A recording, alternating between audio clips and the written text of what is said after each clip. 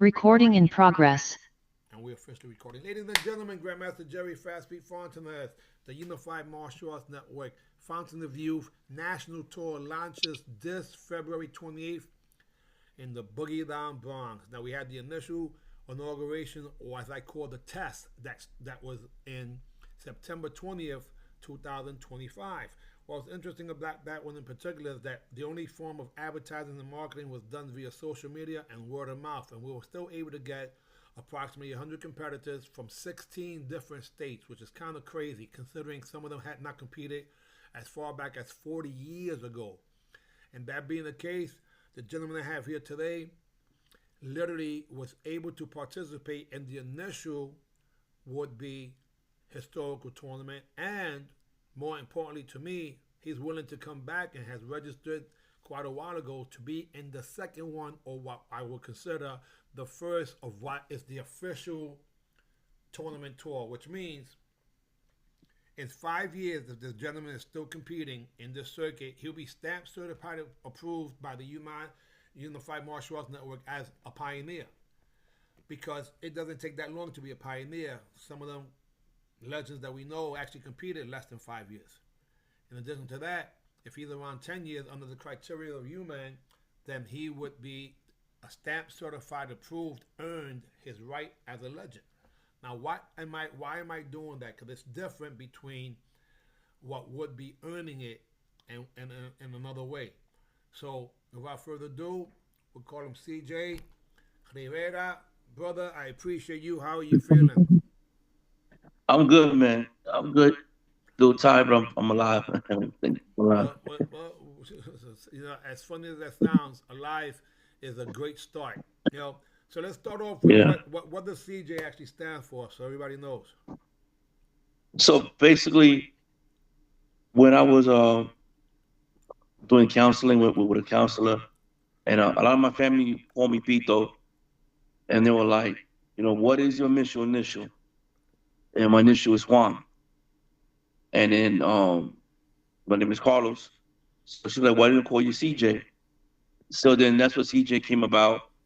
Cool. But I, I really picked up the CJ nickname was when I was in Puerto Rico. So how this started out was it was my stepbrother Kyoshi Chavez Nunez. We was driving somewhere in Puerto Rico, I remember, and I was on about the time and going to compete in this tournament. And he said to me, he said, "Hey, listen, let's call you Carlos the Terror." Carlos. I said, "Wait, no, that sounds like kind of weird." I said, "So let's just put CJ the Terror." And he was like, he put a car over like, that's your martial art name. And that's where it originated from back in 2012. That's Yeah, that's pretty cool. So let me just ask you a personal question, only because I don't really know the answer to this. But I yeah, went to school in the Bronx after we moved from Manhattan in 1971, and there was CES 35, which happens to be between 164th and 165th Street. Well, I should say, mhm, yeah, in Morris Avenue. There was a custodian there, the equivalent to a janitor. They call him custodian, and that was a yeah. gentleman that I believe he was your stepdad at some point, and literally, um, I believe he was training or teaching at one point over at Miyamaru. What's your Yeah. relationship with Mr. Lopez over there? Thunder Fist, I think. Miguel. So our relationship was we was friends on Facebook at first, and we was bumping into each other at tournaments, and he would support me in some of the tournaments. When his son would go there, he'll bring his school to the tournaments, and so that's how we became connected. And we was like always talking about this and coming by his school and stuff like that. But I wasn't open at the time because I was going through my different journey. So when I think I was going to becoming a black belt down to the black belt, he was a part of an organization out in Pittsburgh, and I wanted to be a part of it. So he put me on to he became one of my sponsors, and that's how our friendship grew. So we grew up in that friendship, and I would come to his dojo sometimes and work with him and train with him. When I became a black belt, he allowed me to come in there to train with his students. And then I brought my daughter in with me, and he let me to borrow a little space in the school where I could train my daughter 1-on-one. And how he met my mom was I brought my mom with me to the Pittsburgh tournament, and then that's how they both met. Oh, okay. See, I wasn't sure. Yeah, I had heard yeah, somewhere, somehow, I believe that he was your stepdad. I think something like that. And then, yeah. but I wasn't sure, like, what was the timeline, if that's when you was young or what have you. Because, And I was like later on. That's about like I think about 4, 5 years ago. It became like we became like my best friends, and then he would come by my job in Wards Island when I was working at the time, and we used to just sit there and kick it and talk it sometimes. And then later on, like about 3 years ago, 4 years ago, maybe I think it was, they started dating. okay. Well, again, and I'm sorry if I'm out of line. I was just curious because it's something Nah, that, I mean, you cool, man. I'm open. I can talk to you. That's cool. how I So, always been. yeah. Well, I mean, again, because you know, in particular, like I remember him as the custodian in 1971. I never knew he did Yeah, martial arts, and I did have his son come and participate at a seminar. I don't know if you ever saw that, but it's the same location that I ended up becoming, renting the school, and we were doing the circle drills and the back drills and everything else. Honey, are you okay? No, no, lay back, please. I apologize. She caught 2 seizures today, and I don't like her mannerisms right now too. That's why. So let me explain, hmm, CJ. What I'm trying to do is help people get recognized for things that they actually do. I don't care what they've done in the past. I think yeah, that the present and the future is more important.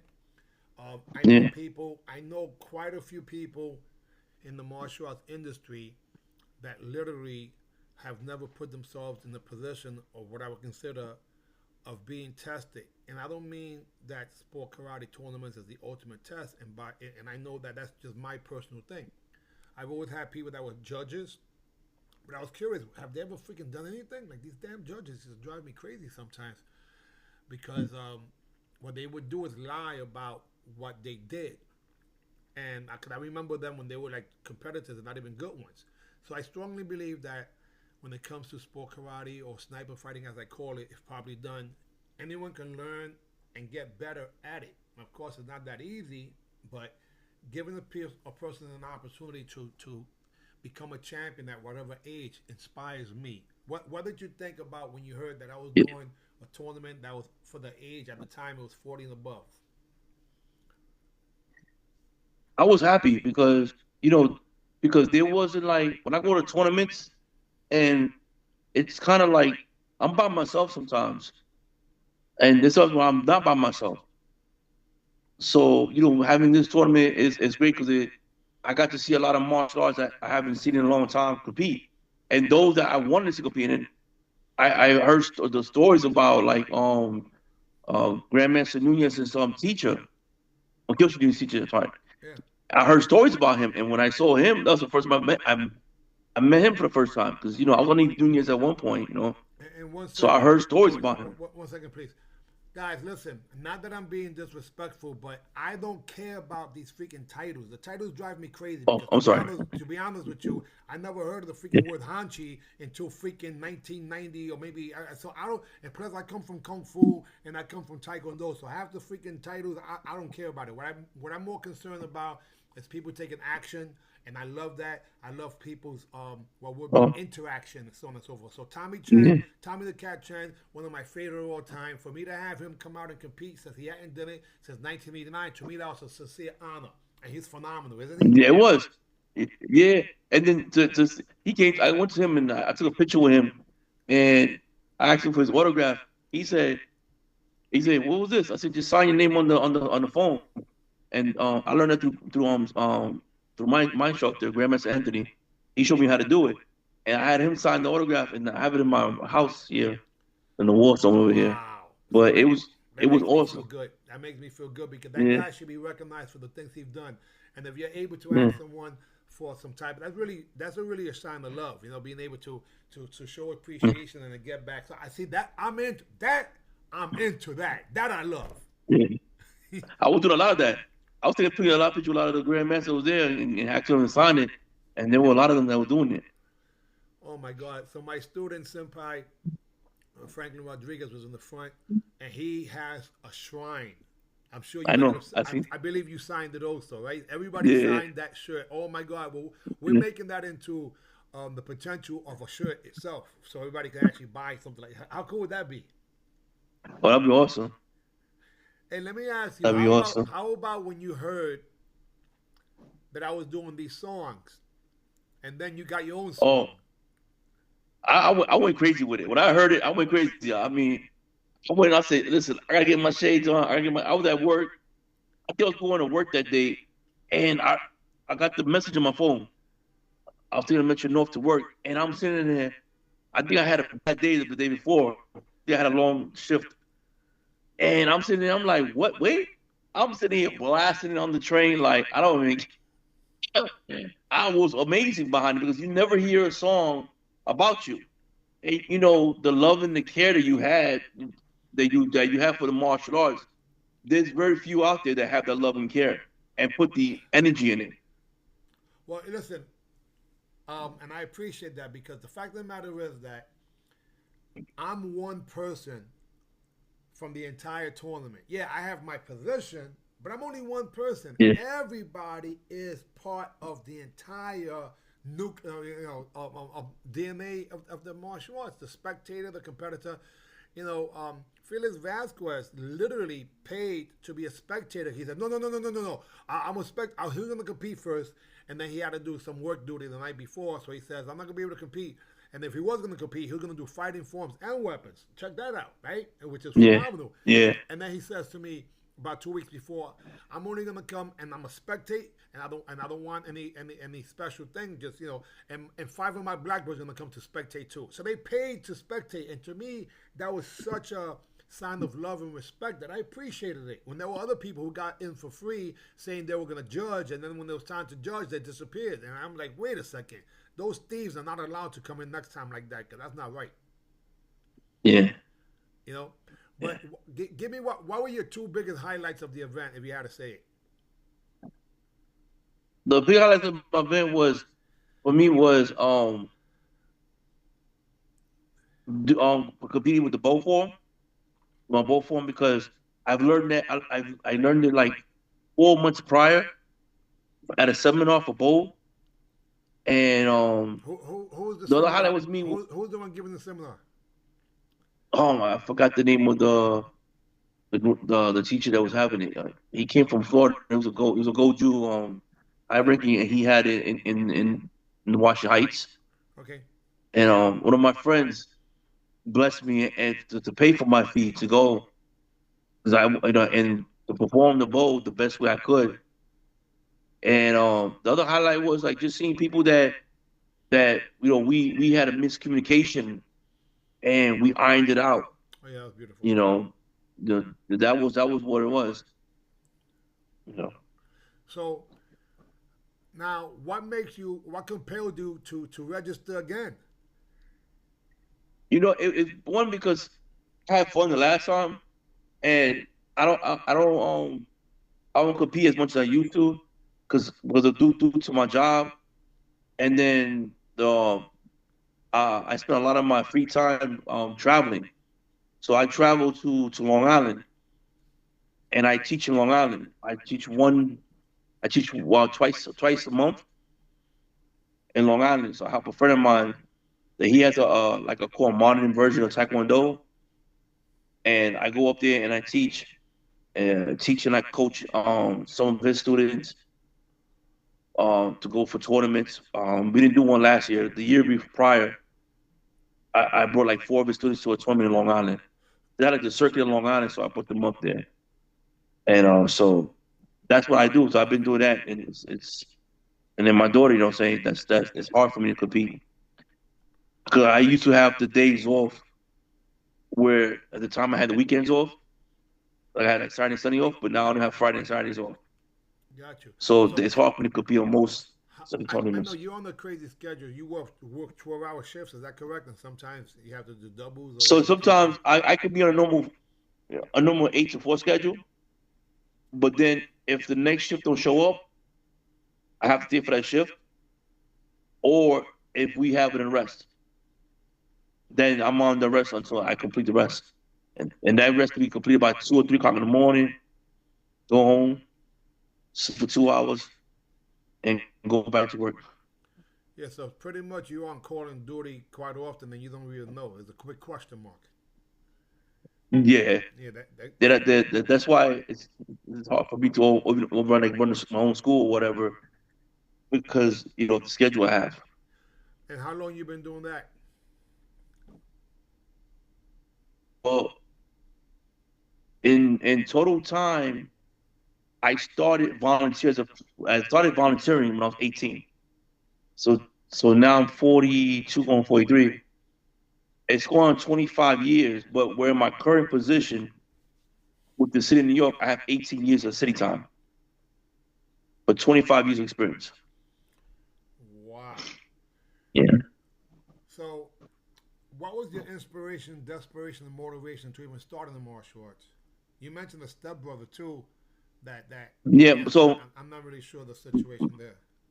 So my stepbrother Hector Chavez, at the time, he used to come to New York and he used to do all this, like it looked like the Karate Kid in my father's house.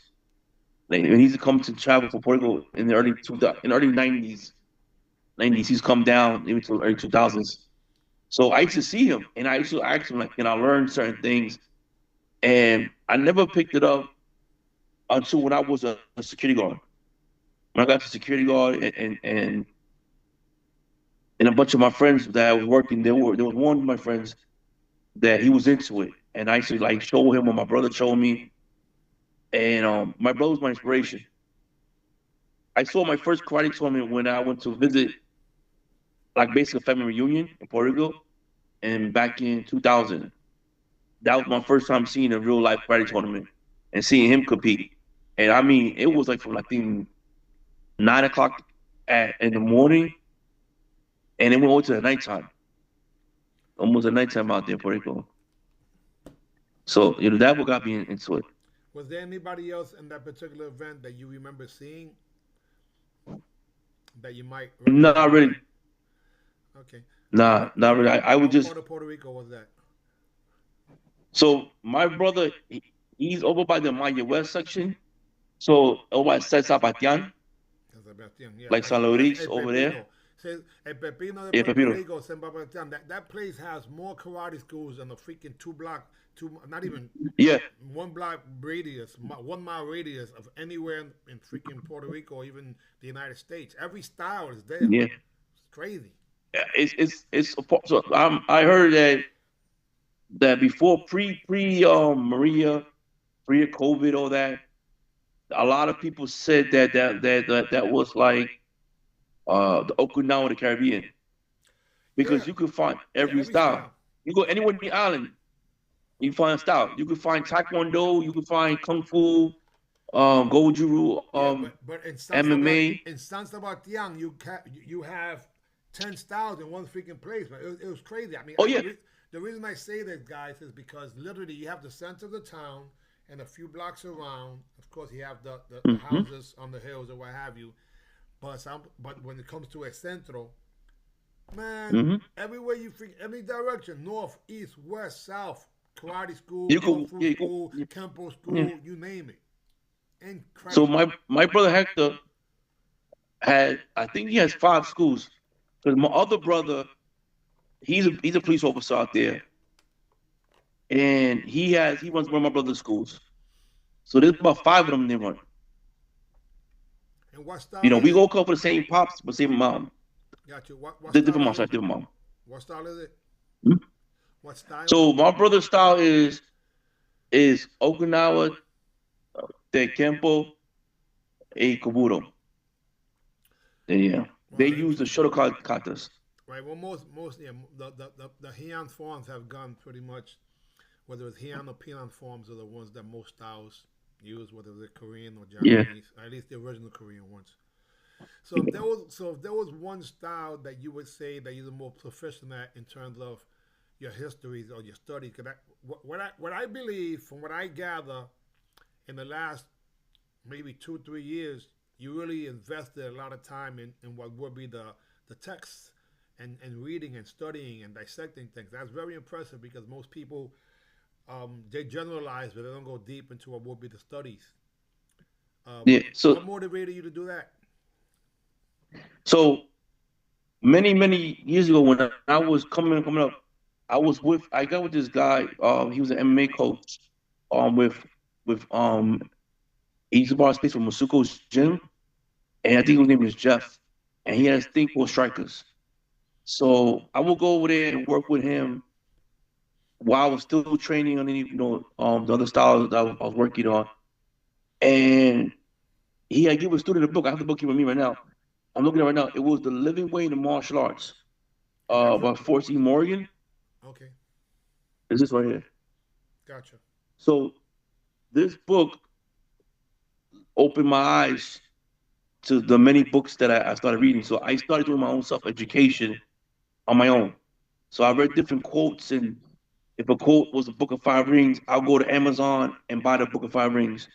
If the book mentioned about Funakoshi's principles, I'll go over to that book. And then, I will dive into the different YouTube pages and hear about different books and stuff. And I'll just buy them because when I was in school, I had a teacher that told me, you have a learning disability, you have a dyslexia, but find books that you like to read. And that's where my vocabulary came from. By the way, Billy Blanks is dyslexic. Yeah, Tom Cruise is dyslexic. yeah, And a few other people that you know personally are dyslexic too. There's different types of dyslexia. That doesn't mean has nothing to do with intelligence. It just has to do with learning. You learn differently, and learning, yeah. once you figure out how it is that you learn, voila, you're able to overcome that. Yeah, yeah, so that's how with me. So when I got into college, that's what also started me because I believe in researching. So when I was in college, I used to find professors that understood how they taught. So I did the same thing with that. So I used the research method mentality and switched it over to the martial arts. What's your most cherished book if you had one that might be rare that people may even had never heard about, or if they did, it's the Shaka. I think I think one of the rare books, and it's always out of print. It was written by John Paul Williams, and he said this on a YouTube page. It was the Goju Ryu Friday Do. That's reference book right here. This is like one of my go-to books. If you actually see it, look like all Okay. Yeah, the so you, tabs. you you really made it into a study. I guess that comes from you being Yeah, in formal education in college, and that probably helps you be able yeah, to retain information too if you're able to um, separate it. yeah. But I tell you, listen, listen. That's one of my favorite ones. Besides the Forrest Morgan book, that book is one of my second. It was my first, and that was my second. Well, Yeah. the book that influenced me in particular was a book by a gentleman named Super Dan Anderson, Hmm. and it was called American Freestyle. Following Super Dan Anderson, there was who I became pretty good friends with Super Dan, which was pretty incredible. Was Keith Vitale's book on sport karate or tournament karate as they called it, and that's when I learned a lot of the postures and positions and kicks that I did not see in New York City tournaments, but I did see similar stuff in Taekwondo. When I joined Tiger Kim's, and all those things. What was interesting about the books to me was that those in particular, because they will work, they focused on competition, but and then with Super Dance American Freestyle, he showed how those same techniques could have been done in a street situation, and it was kind of cool. Just Yeah. having the diversity.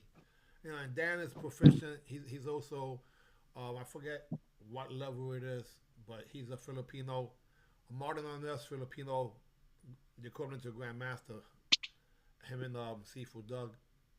But I like. Yeah. Is there any style that you lean towards one or another?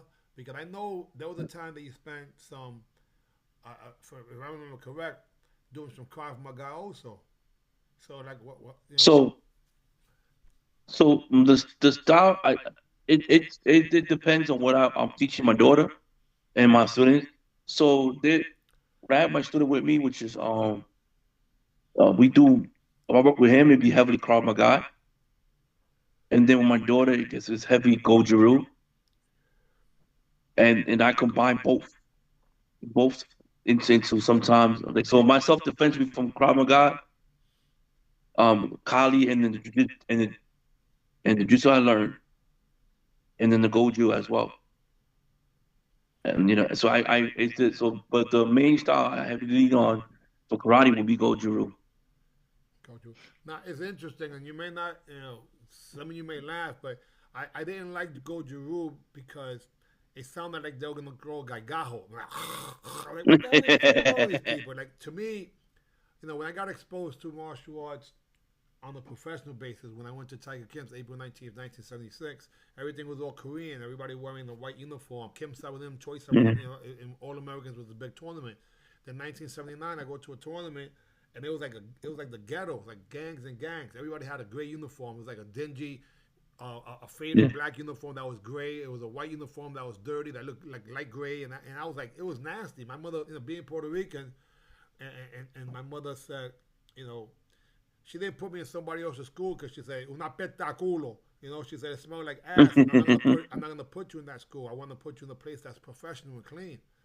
And that's Yeah. why when I did things, I always did it to try to look good from the art standpoint, as Yeah. opposed to. So let me ask you a question. If I remember correct, years ago, I'm not sure where you got it directly, but if I say rec suits, what do you think?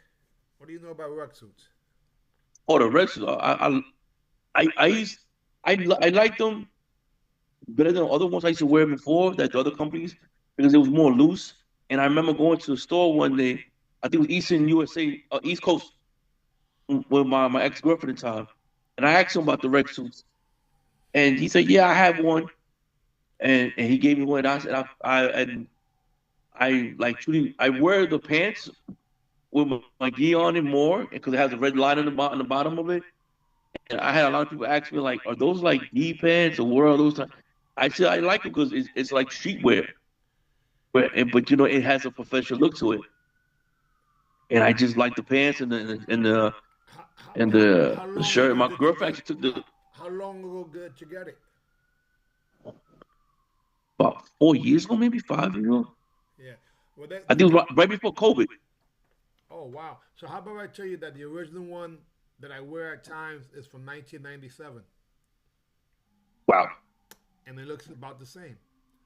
I always find ways to try to increase the quality of how martial arts looks. The sad thing about it, CJ, is that a lot of people have copied my original and changed the history and just kind of destroyed what would be something that was beautiful. Who would think a Puerto Rican from the Bronx would recreate how martial artists are dressed all over the world? You know, Yeah.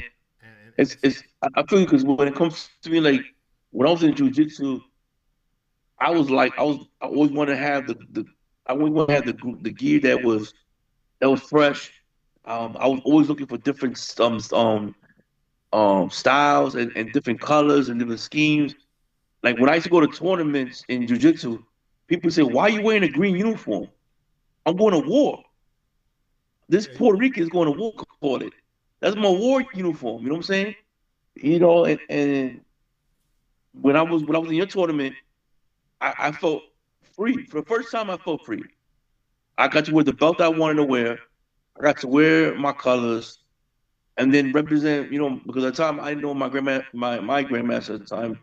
I didn't know he was gonna make it last year because he was been out of the hospital.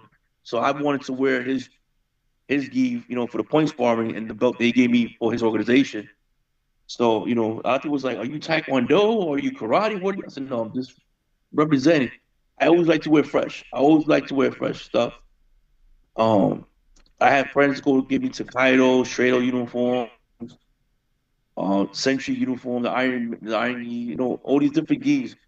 When I used to go to tournaments, I always had a fresh gi because that's how I wanted. I had one gi for a tournament. That was my fresh gi, and Well, I picked it up from law enforcement. yeah. For my job, we always had a fresh uniform. If you want people to respect you, your uniform has to be sharp, and that's how I was. I carried that into the martial arts. Like when it comes to reading the books and the education, it came from there. The motto I say is the power of the fist and the wisdom comes to knowledge.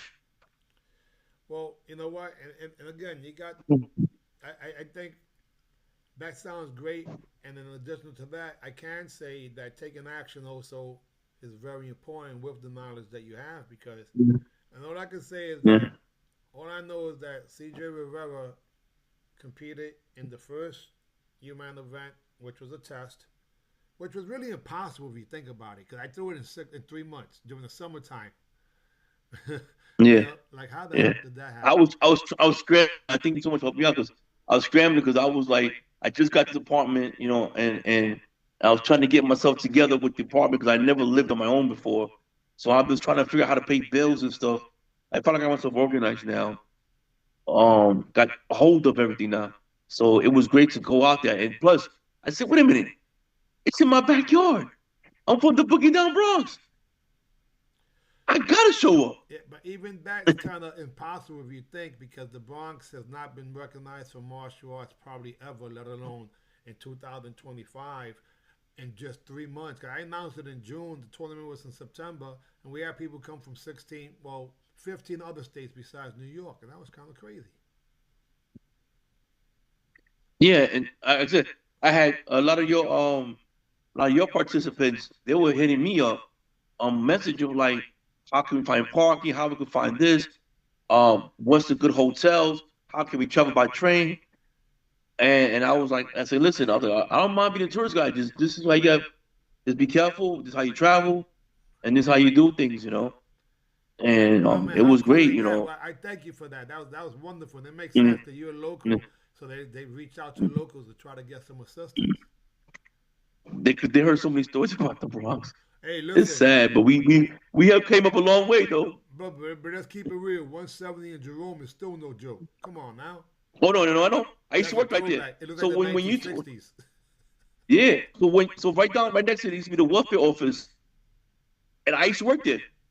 That was my first job was right there. Oh wow. Well, Plus the shit with the Burger King. I went to go across the street to the Dollar Tree, but it didn't exist anymore. Like, what happened to the Yeah, Dollar Tree? yeah, It was just there yeah, about a year ago. yeah. Hey, So so it's so so so let me ask you another question. Like I in particular, I'm having a challenge with what would be my weight, and I tell you why. I stress out and I eat. What was your best, or what would be at your ideal weight to be able to perform the way you want to? Because we know one thing, we know what we want to do, and then we know what we have to deal with. So, like, I'm presently weighing yeah, between 225 and 230 pounds, which basically just means this, guys. The number doesn't matter. It means that I'm dragging more weight than I probably should to be able to perform at the level that I want to. yeah. And since I've known you, you've always been a pretty big guy, which again it doesn't matter. But where would you think would be the ideal for you to be able to perform, and what can you do to help yourself make that happen? Because it's not easy, to do. But I always say this. I know how to drop the weight, and I can go down back down to 240. And the reason why I stood the weight that I was at was because I was like doing a lot of jiu-jitsu tournaments. So I wanted to stay at the heavyweight division because I felt that I knew how to work that weight. I know how to work my weight. I know how to work my way around the ring. And a lot of guys will like roll with me in these tournaments and like, we never like saw somebody your size like move that way.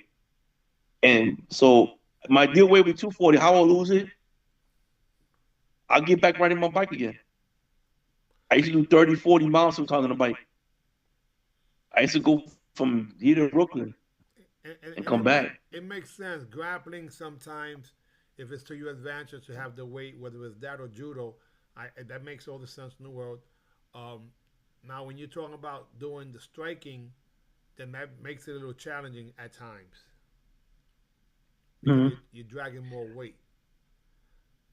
Doesn't mean that you can't And use and them. I told people, yeah, I'm I just told a saying. lot of people this.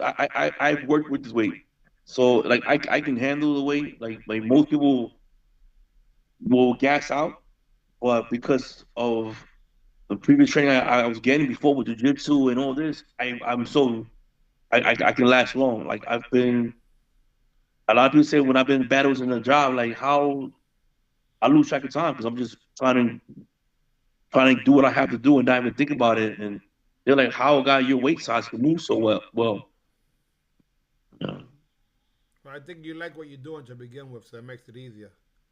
So when you like what you're yeah, doing, it seems to me like you've been doing this law enforcement for all these years and you actually enjoy it. I know recently you even had to take a test to get I'm not sure if you passed it as of yet, but you're in the process of getting a license, something you never had to deal with in the past. And that in itself takes some yeah, studying and yeah, practice. yeah. So with my job, I was a field training officer. So now I moved up to a level as we'll call field training specialist, and then I'm also a community engagement officer. So now I got to engage the community. I'm also as a field training specialist. You train sergeants. I can train my lieutenants, their higher ups. If they ask me to train them on a specific subject, and I go back to again when I train them, I use like my keynote speeches at Monroe College, and that's why I focus on and do a lot of research. So I think that one thing that no one can ever deny is that you're not passionate and you're not lazy in your studies. And I think a lot of people are lazy in their education and their investment in themselves. And that's something that I could commend. And I'm not going to take too much more of your time, but I do want to ask you, and this is a procedure that you still have to finalize, but we put the sniper fighting curriculum together, and it's a little Yeah, challenging. Your yeah. daughter actually came and participated with us. How was that experience? It was great because if you saw a video like her last year for her 15th birthday, she was saying, "Dad, I don't know how to dance to the song." So I said, "Let's just do the left right drill." If you see the video, we are doing the left right drill in the whole slow dance. So she that's helping her out. And when she was playing softball, it was helping her out as well. So and then my student as well, who was working on it with him. So I still remember, like I still work on it myself, and I started doing it in my training at work. When I was doing the training in my job, I was doing a lot of it. Like we had a situation where we had a person go with a knife. I went left, right. They were like, what's going on here? So it was, it does. And even I was trying to do it at the tournament. I was trying to get it in there. I was wanting a much I could tell the person had speed, so I had to get the distance on the person. So I was trying to get the clearance on him. And so yeah, she loves it. She likes it. When we used to go up there, she's like, because once she want to get the pizza, then she want to go to the store not too far from where the school was at, because there was a Chinese store or Asian store, and so she was loving that. And then that's the thing. Um, Me and my daughter, we the martial arts. But here's the best point. Her sister is 4 years old, and she's showing her the left right drill, Wow. What is and it? she's training her in the That martial arts. that's so And cool. she's saying to her daughter, she's saying to her sister, sorry, Kiara's her name. Martial arts is only for self defense, and that's what my dad told me. And I'm passing what my dad told me. And she sent me videos sometimes of her like acting like she's shadow boxing the fan, doing the roundhouse kicks, doing the little left right drill, stuff like that. I love that. So yeah, So just so you guys all know, and just to remind you, CJ, it's really called the left-right drill, even though we are going left, right, left, left, right, Yeah, left, right, right. yeah, And I yep. love that. That was taught to me by this gentleman right here named Joe Lewis.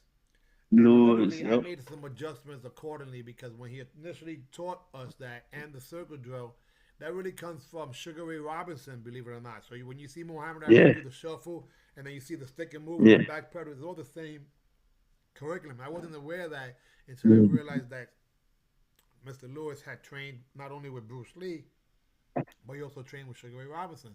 And I thought that was kind of cool. So that's why throughout the years I've been sharing that information because it doesn't belong to me. It belongs to the universe. Now, mind you, I've done some tweaks to it to make it easier for people to learn it. But any way you put it, it's not that easy to do a hopscotch and switch positions because your legs get Yeah, tied up, and there's a process to it. yeah. I be at work and I be bored at work. Like today, I was bored. I was doing a hopscotch drill at work. Like it was nothing even to do. I had nothing to do. It was like the floor was empty. I was doing a hopscotch drill, and then my boss come and see me like, "What the heck you doing over there?" I'm like, I'm just keeping myself up. I'm Yeah, just bored. Ain't nothing right. else So, going on. right, and that's the most difficult part doing security or slash law enforcement. And I believe you're also dealing with, if I remember correct, I remember you saying you had some um, shelters that you had to deal with, and at times were pretty challenging. Yeah. See, so the shelter I'm at is like it's a mental health shelter, broken balance shelter, and you have also those that are down in the luck. So you have a multitude of people, and you know, I thank God for my job, the training, and the education I got from college, and then also martial arts, because there's times my sergeant be like, okay, so cover, okay, let's go, and I just go right in, I dive right in. He's like, I say, like he called a dive bomb, right? So they called my move a dive bomb. Reverse going to dive bomb. Let's go. And Yeah, they a lot of guys feel safe with me because they be like, we know that if we get into a situation, CJ's right next to us, and we getting down and dirty. If my uniform gets ripped, we all get ripped up, But we use the combination of martial arts. It's work. It does. It does, and they're learning how to take out what was the negative part of the martial arts of the moves that we can do, which was a neon belly, neon the back, certain things, and now changing the name of certain moves, calling the barrier move or the T-bone or hug armbar. We give it more of like positive more name for it for legal terminologies. right. Because So when we call a hug armbar, we're like, okay, you're at high risk of being sued and a whole bunch of other stuff that could yes. be. So we don't call Kimoras no more. We call them like reverse armbar. So you see that, oh, that's a chicken wing or Kimura, so that's a reverse armbar. So we write a report. We said we put them in reverse armbar. Right. So terminology means a lot because they always look down upon martial arts and means you're a dangerous weapon and you're applying some of those lethal Yeah, techniques. So it makes all the sense in the world. So let me ask you: do you have any questions for me, or not have you? much because you know we always anytime I have questions for you is like I always ask you questions. Like with Tiger Kim, I asked you a while back about Tiger Kim history because I remember he was on Fordham Road when I was because he was right across from Sears. I remember he was on Sears. He was right across from Sears. And I think he moved up to somewhere in the west side of the Bronx later on Yeah. as So well. so the original Tiger Kim's was on the RKO movie theater, which is a half a block off the concourse. But this is going back Yeah, to the 1970s, and then they moved what would have been towards. It's the loop that comes from Kingsbridge, but in reality, it's still Fordham, and that's where there was a club called La Mirage yeah, back in the days, or I believe that's where Planet Fitness is at right now. So that's not too far from, like you said, towards Sears, what used to be Sears. That's Webster Avenue. yeah, But they moved over to what would have been a variety of places, but they're the descendants. Because by the time you saw it, it wasn't called Tiger Kim; it was called U.S. Kim, and U.S. Kim was Usu Kim, and then yeah. That's U.S. what it Kim was. U.S. Kim became USA, and then that was the people that were either most of them were Dominicans that actually had multiple schools. They had one in Castle Hill, and near the Bruckner, they had one in Pelham. I want to say Yeah, White Plains Road near Allerton Avenue also, and a few other places. yeah, So those are descendants. The Usu Kim was Tiger Kim's nephew, who actually acquired the school, and then the twins opened up in Queens, New York, and then eventually Fort Lee, New Jersey. And one of the twins came. I'm not sure if you stayed for the nighttime finals, but one of the twins was there, and some of the other Tiger Chem students were there also.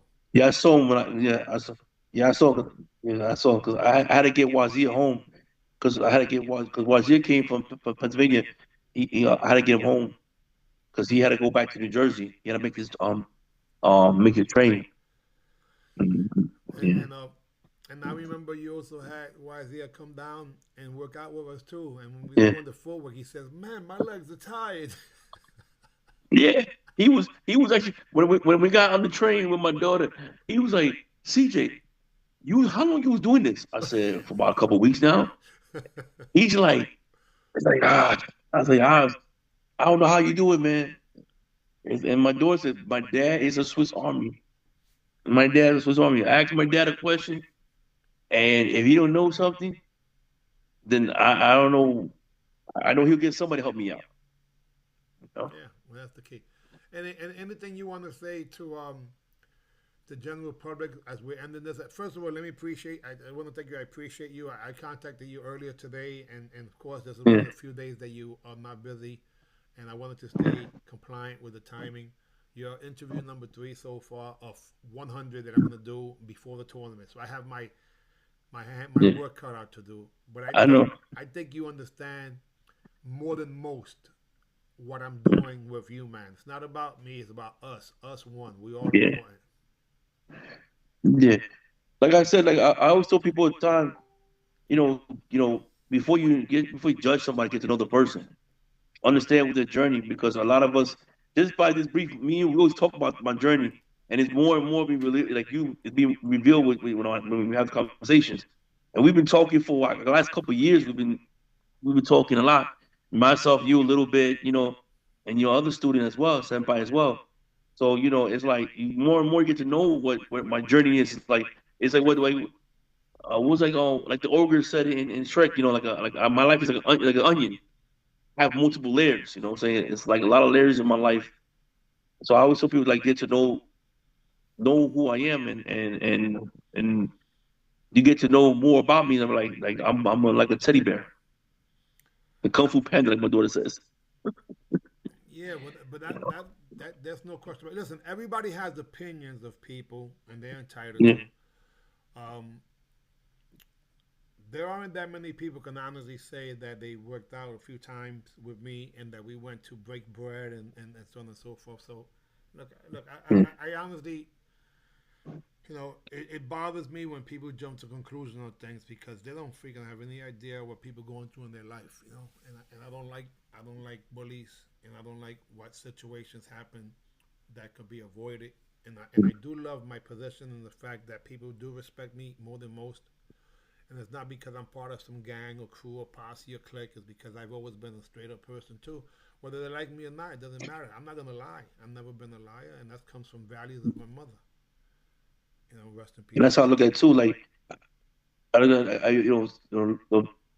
the 3 years studying in Catholic school, and then finding people that will help me get to the next level of life. That's what I wanted. If you're gonna help me get to my next level where I want to get to, I'm willing to ride or die. Which I'll be like that backpacking Dora.